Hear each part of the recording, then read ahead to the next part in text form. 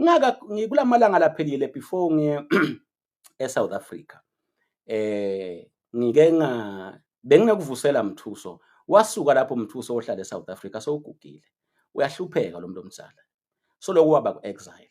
Uyahlupheka kakhulu futhi Mswati uyathi ukuthi Mthuso uku-exile. Bantu bakhe baku-exile. Maswati ngeke nginibuyisele emuva la ku-2003 kwashona umfana waMthuso igama lakhe benguMduduzi. Kwabita ukuthi awungcwatshwa le ekhaya kubo kithi kaMkhwele. Emaphoyisa kune-court order avimba sidumbu saMduduzi kumele sehle athi angeke sehle lesidumbu sashiswa langa saze sanuka ngikhona ngalwa ukuthi Simelane Mpembe. Hawu umkhulu lovusela koMthuso. Ngiyavusela nje Mpembe kude lokubi nathi siyaphila Mpembe. Singajabula nani maniphila njengoba washwa thongqono emkhuhlaneni. Ungathi ungakhwesha siphetho vele Simelane. Hayi thina siyaphila Simelane.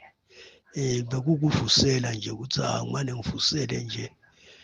Nako ukuthi uNkulunkulu akamane abe nathi phela sawukele. Amen. Angiphinze ngifuna kunathe manje usuke wangijaka Rasla wasufaka lo mlomsala. Angiphinze kanje Maswati. Before ngiye eSouth Africa ngithole ivoice notes. Ngisesekhaya bengilo ngimvusela lo mlomsala. Ngililunga leParliament bengilo ngimvusela lo mlomsala. So wathi uyangithinza kulamalanga laphelile ngamtshela sengiphatha phathekile bengineflu. Wasusenza na ivoice note akayisende namhla. Sendela before ngiye eSouth Africa. Ngalothe Maswati athi buta ukuthi uphi lo Mthuso. Futhi Maswati anekucabanga ukuthi sisengale mithi siyadakhela. Uke wangivusela. Maswati akithi ke ngiye ngithanze mangikhuluma tinto nathi ukuthi mina angikhulunyiswa inzondo. Mina mangikutshela ngeke mina ugcilade abantu ngiphila uthi ngidothula. Ipolitiki lengasiyami njengalothi ngibani chief angingeni. Kodwa ipolitiki ukuthi lo muntu ke lo uva ngathi wena kusipolitiki yakho umcoshelana umambiselana ebusuku. Ngiyathi leka kaMthuso kaNgenge. Sebakhondisa labanye abantu lusizi buhlungu emathuneni akhe lo babelo emntini wakhe. Ngiyathi ngoba kithi ngwathi konke lusekwendeka. Ngiyakuvusela Dlamini wekunene nemndeni wakho. Lela lokunabhaqa khona. I think it's 20 years or it's 25 years nyalo ngoba kwa 2020. It's 25 years. Lento le yendeka. So lokulo mlomzala uhlede emahlathini. Ayingangawe ke mshengu le. Besikhona thina wawungekho ngalesikhathi lo muntu omzala ende walokho. And asisho ukuthi awusiye chief wena. Dihlukanisene kahle le tinto. Sithi is this humanity. Phila inloko. Ngiloko yini masithi sifuna bukhosi. Ngiloko lesifuna ukubona kwendeka. Ukubona kukhashane nyalo wena chief wena. Kutawendeka kubantu bakho. Bomajaha sabababeke eti kwakho kanje. Ukubona kukhashane kutawendeka. Kungako sithi abalawuleke. Umuntu longalawuleki uyingoti. Yini lenye la yendile eMswati. Angifuni ukunikhumbuta Thulane wabulawa ebaleni. Thulane Maseko. Bengibeke ne footage yabo Dumsile. Laba ba phase 2. Dumsile bamuhulise phansi ku order yaMswati. I-order yaMswati mina ngiyathi le bamuhulise phansi bamvimba emhlanganweni bamuhulisa phansi. Labanye bantu bathi yini lo phase 2.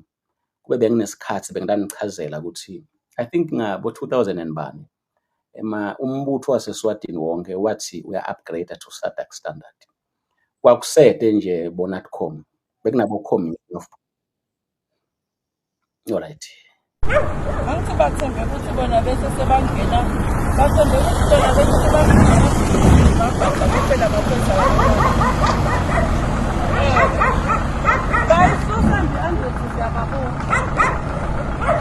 ngiyumvimbele yini ngoba i-IS ngitshelile ngalomhlangano nangabe kukhona lebafuna ukuthi bakuve batokuva. There's nothing asidivile ukuthi kwethiwa lapho umvimbela kuthi nje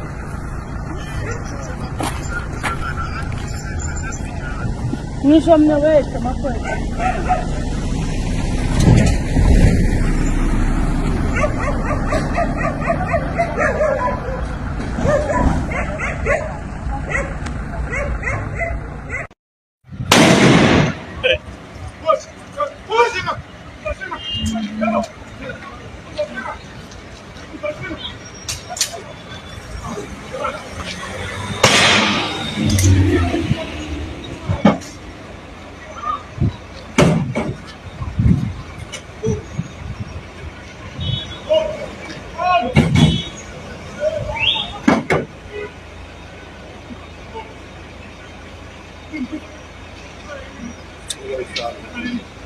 mshayeli simukareke. Bathatha Dumisile lapho. Ubonile ukuthi ibhunya kanjani lento lebhunyayo le nhlavu leshaye phansi. Nibonile Maswati. Ikhale phansi lelijala kaSwazi TV. Liphethe ikhamera. Kuneliphepha lebengunike lona rasilengeke usalifaka. Ngaleli langa bakaSwazi TV balandzela lama truck amswati ebusuku nga-12 laba bakaSwazi TV. Kunejabe balibita ngajinja lela liphethe ikhamera. Balitrapa lija. Shaya ngamasoja, shana ngamaphoyisa. Kuthi lishuthelani lokuthi la Maswati endiwa ini ebusuku. Lokuvala inetwork akucala namuhla. Mswati isikelemu sakhe lesidzala kwashaya wajinja abesebenta kaSwazi TV. Angisathi noma usakhona noma sewashona jinja. Nangi yala lophethe le camera yakaSwazi TV. Nibonile ukuthi bamende ini. Tinithathelani ngaphephi kule regime le. Bamthatha ke Dumisile. Bamhlika bamlahla le mahlathini ebusuku umuntu wesifazana. Yini? Ukhuluma nje kunye bacela phase 2. eMaswati aza ahluthuke lamanye abathi nalo phase 2 eMaswati ukuthi Maswati akithi niyathi ukuthi Magagula bayangasiye Natcom. I think lento eshinje ngabo 2012 ukuthi benabo Natcom. Bekunabo Commissioner of Police. Kungako na Constitution kude National Commissioner. No, Natcom kude Constitution. Kuna Commissioner of Police boMagagula. Bathi mabachinja nga-2012 ba-adjusta leti khundla according to SADC. Base ba-adjusta nale mali. Kwathiwa ke live elide ibudget ukuthi ku-adjustelwe labaphathi njengoba kunjinjwa nalaba labajunior. Kwathiwa le bracket lengenhla labadzala ukuthi awushiftwa emagama phindze kuhambe nemali ibasigaba. Laba bangaphansi kwathiwa loyo phase 1. That was 2012. Laba labajunior kwathiwa cha emagama as one shift. Kodwa kunikhweta financially ningene kulo phase 2 melana umnyaka lolandzelako. You'll be adjusted according to the names then now on SADC ngeminyaka lolandzelako. That was 2012 if I'm not mistaken. So la kafiki ke lo mnyaka lolandzelako kuze kwanyalo. Mabafuna lo phase 2 nje ngile adjustment leyendeka kulaba labadzala bashintshwa from National Commissioner to Natcom nalo wase correctional from whatever it was bomzuthini to what it is now in terms of name and in terms of money. Bulima ke lamaphoyisa lamanye la junior laba bakhulumela wona ngiwo la nga phase 2 bashaya wona. But sengivile ke ukuthi ngilaba baka Osu Tinja taMswati Tinja taHulumende. Ngivile nakusabo Dumisile lamanye amaphoyisa azange benda lutho. Kodwa lo Osu the terror squad they did that. So ke kube kuna Hulumende nandunankulu lokhethwe bantu ngaba kwendeki lokho ngakukhulunywa ngale matter. Nikhumbule ukuthi Maswati enkantolo boDumisile bayifakile indzaba ya phase 2. Inkantolo yabagranta phase 2 wabo. Yaphinza inkantolo yathi ababuyiselwe emsebentini. Yaphinza inkantolo yathi abavunyelwe babe nemihlangano. Uma ke bayemhlanganweni phansi kwesandla saMswati phansi kwandunankulu lokhonjwako bamvimbile ayemhlanganweni atshelwe inkantolo ukuthi akaye. Babavimbile benda yonke lento phansi kwesandla saMswati leside endunankulu lokhethwa abantu. Angifuni nithi siyamenyanya. Everything that happens in the country rasi ngidawufuna namaphoyisa lapha emgcwabeni kaNgwenyama nyalo. I think tangilungiselela wona. So nginikhomba ukuthi everything leniyibona yendeka ibangwa ukuthi tandla taMswati tingenela khathi uHulumende. Naku la ngiyakhona ke nyalo. Thank you. Naku la siyakhona. Kuna na indzawo lelapha mawusuka kuhelele ubheka emafutheni. Kuna na liplus lebelihlala elabanye belungu lebebanaka abantu lapha.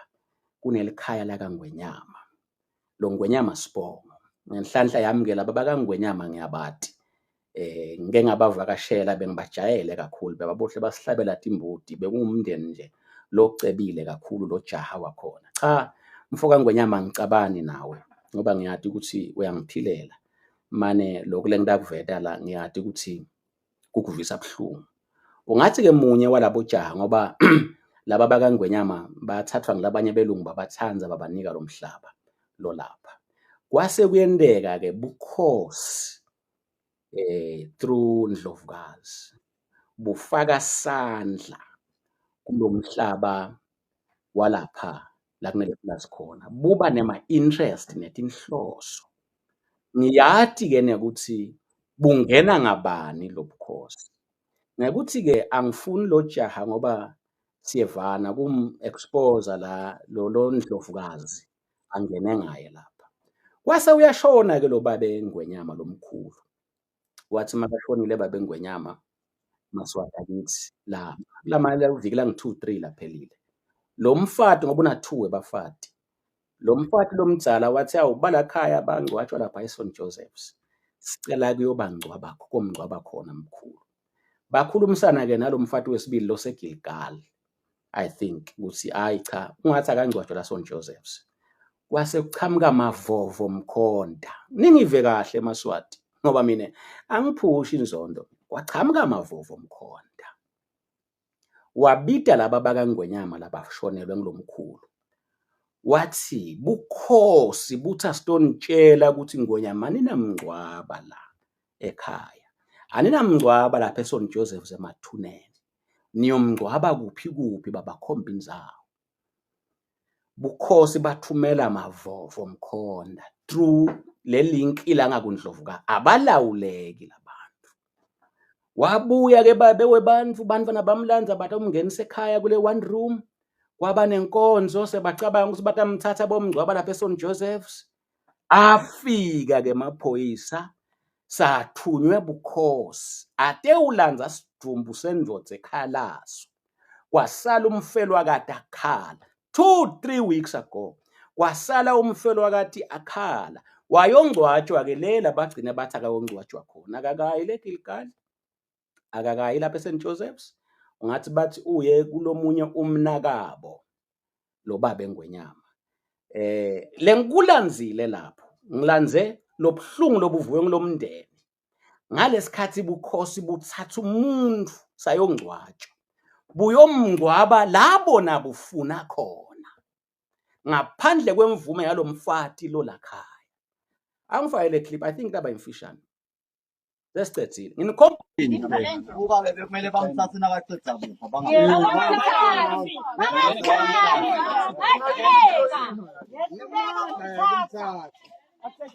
Shothi lena ngithatha ngibuyisela Dukes. Akayi lena. Awakayi. Kwathalwa uzibula maka. Abasana izindudana. Lapho isele kula basikhula lo.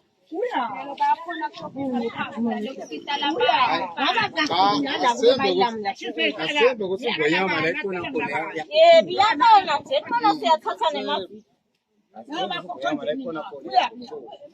Apolala igama lelo ukhosi lakhaya. Umkhulu wethu uthatha ngenkani. sondela nto bambisana ngalo. Family members abaphoyisa. Sondelani, ubani ngakhululeki lapha.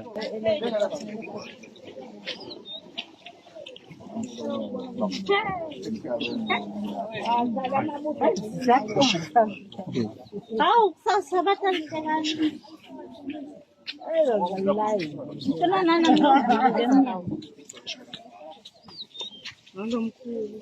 Sholo wena. ulwe mkhulu ngawuphila namafili. Msunikeni nje thena. Ababone unomdzana. Nangu Altofu Ngwenyama ngeke. Shothi ubuyela Duke.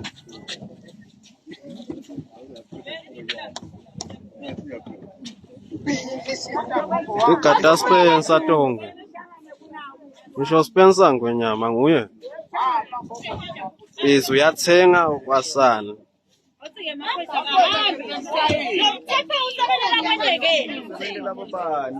Angadi ukuthi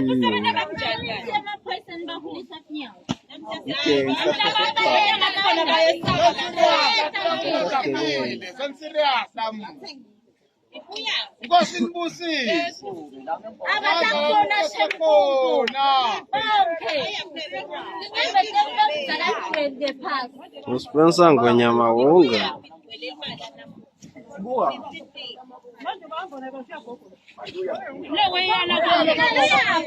Ashumayele azagcine. Ayiha. Umtshele mafoko waboshiya. Nimgcobe kahle. Omkhulu bathi wasebukhosini.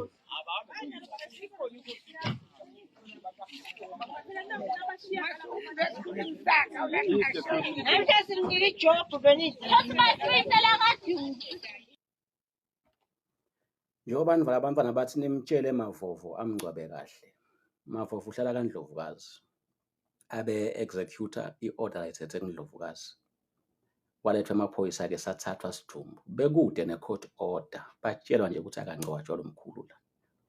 Njengoba lapha eminyango nibona kugcwele imoti le youth yalakhaya yani la kungekala ngekhathi lo mtshala Sidumbu. Bapaka imoti la minyango bathi kude lo thatha mkhulu simngcwaba la. Afika ke amaphoyisa awabula sivalo. Njengoba niwabona ku-ahlomile amthatha ahamba naye eMaswati akithi thina eside inzondo and anginankinga nekuzondwa ngini ningizondele kunitshela liciniso. We cannot afford to have a country leliba nemuntu longetulu kwemthetho angalawuleki. Ngila Maswati lekumele aphile kanje. Nisekhenani ngalesikhathi la Maswati aphiliswa kanje. Mavovo kuyakusida lapha kaphilane udude unangwenyama. Bakho bantwana mawungathi wena bantu abakho bafuna uyongcwatshwa kuphi nemfowethu wakho. Kube sekuthiwa ngumfana wenkosi loya wendela inkosi lokuhle loya. Inkosi itawufaka sandla nithi nithenge libhokisi nithenge ini nibathathe. Ungajabula Mavovo kuwe lokho. Ungajabula. Mina I'm the advocate of the truth. We cannot accept this nonsense. Ngizama kuninika tonke izathu Maswati ukuthi noma ngihlethe esigangeni ebuhlungwini kubhlungu kangakanani. Lobuhlungu lobu buncane kakhulu kunalomhlomelo lesitawuba nawo mhla eMaswati athi ukuthi emaphoyisa akasa-instructwa ebukhosini aseva hulumende webantu. Hulumende webantu wende emaphoyisa alandzele umthetho hayi i-command yabantu.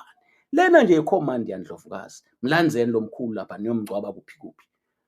Banginika liplazi labantu laba kutawungcwatshwa uma ke bakusitile bakunika liplazi akasangcwatshwa bese Joseph la kufuna loma ke lomfati khona. Sefanele ungcwatshwa la kufuna nene khona. Ngithini Maswati?